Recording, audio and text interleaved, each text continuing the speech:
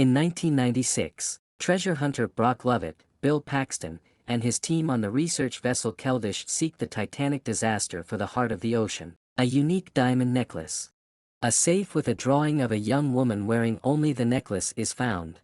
It dates from April 14, 1912, when the ship hit the iceberg. Rose Dawson Calvert, Gloria Stewart, pretending to represent the drawing, visits Lovett and recounts her shipboard adventures. In 1912 Southampton, 17-year-old first-class passenger Rose DeWitt Bukater, Kate Winslet, her fiancé Cal Hockley, Billy Zane, and her mother Ruth, Frances Fisher, board the Titanic. A struggling sketch artist, Jack Dawson, Leonardo DiCaprio, and his Italian buddy Fabrizio, Danny Nucci, board the ship in Southampton. Young Rose, furious that her mother appears to have planned the marriage, considers jumping from the stern, but Jack pulls her over the rail when she loses her balance and nearly falls into the propellers. Rose informs Cal that Jack prevented her from falling as she was staring over the edge. Cal is uninterested, but when Rose suggests recognition, he gives Jack a tiny amount. He invites Jack and several prominent first-class passengers, including the Countess of Rothes, Archibald Gracie, Bernard Fox, Thomas Andrews, Victor Garber, Molly Brown, Kathy Bates, and John Jacob Astor, Eric Braeden, and his wife, to dine with them in first class the following night. After Rose asks if saving her life was worth, Jack and Rose form a tentative bond, but Cal and Ruth remain apprehensive. Rose covertly joins Jack at a third-class party after supper. Spicer Lovejoy, David Warner, Cal's butler, slips down the third-class staircase to watch her during the party. Rose feels even more nervous about her wedding after a stressful breakfast the next morning, in which Cal appears violent. Ruth stresses that Rose's marriage will fix the DeWitt Bukaters' finances. Jack slips back into first class after seeing Rose, Cal, and Ruth on the boat deck to warn Rose. Rose rejects Jack's advances but later learns she prefers him to Cal. Rose brings Jack to her stateroom and exhibits Cal's engagement gift, the heart of the ocean, after meeting on the bow at twilight. Jack draws Rose naked wearing it at her request. Cal's butler tells him in the first-class smoking room that no steward saw Rose that night. Cal instructs the butler to locate her. Rose and Jack escape Cal's bodyguard and have sex in a cargo storage vehicle. Later, on the forward well deck, the lookouts see an iceberg in the ship's course. The ship is ordered to turn hard a starboard and run the engines full astern, but it takes too long and the starboard side scrapes along the iceberg, damaging the watertight compartments, including the cargo hold where Jack and Rose were having sex in the car.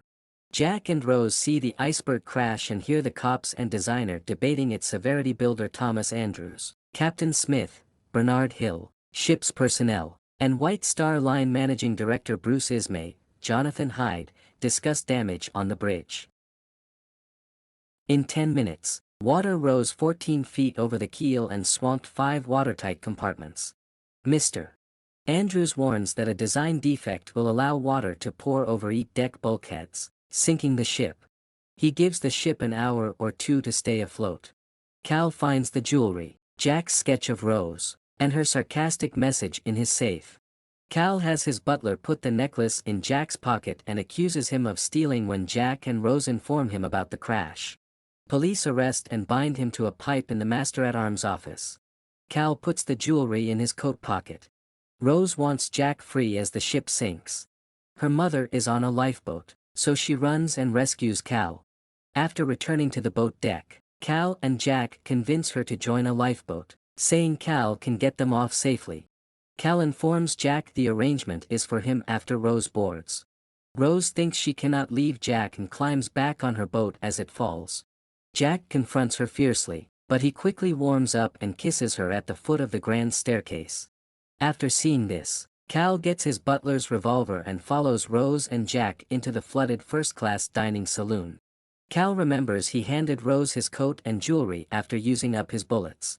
To escape Cal, Jack and Rose go below decks and narrowly avoid drowning. Jack frees them from a closed gate just before the water hits their heads. Cal plans his escape on the boat deck when Cal tells the first officer of the original deal. The officer becomes angry and refuses to let him board. He takes a lost toddler hiding behind a winch and is permitted into a collapsible lifeboat by Chief Officer Wilde. Cal and others board the collapsible, which floods the bridge and wheelhouse, drowning Captain E.J. Smith and floating Cal's boat.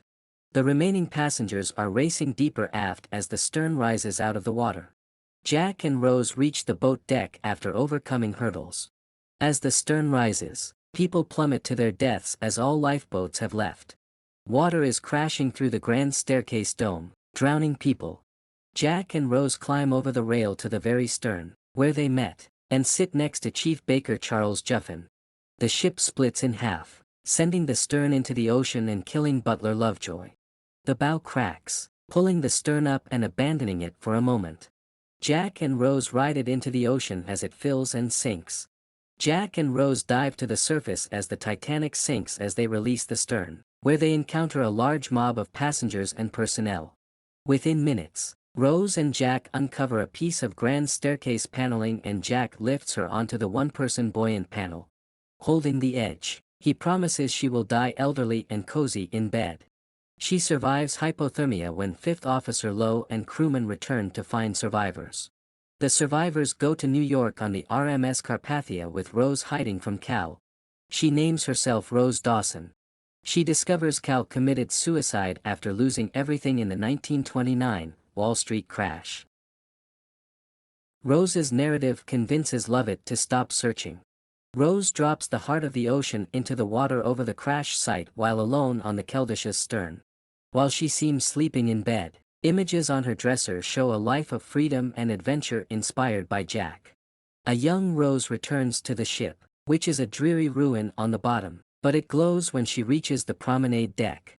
In the grand staircase, she sees the Titanic's band, First Officer Murdoch, Thomas Andrews, Jack's pals Fabrizio and Tommy Ryan, and Jack at the clock. He extends a hand and they rejoin, cheered by the dead passengers and personnel.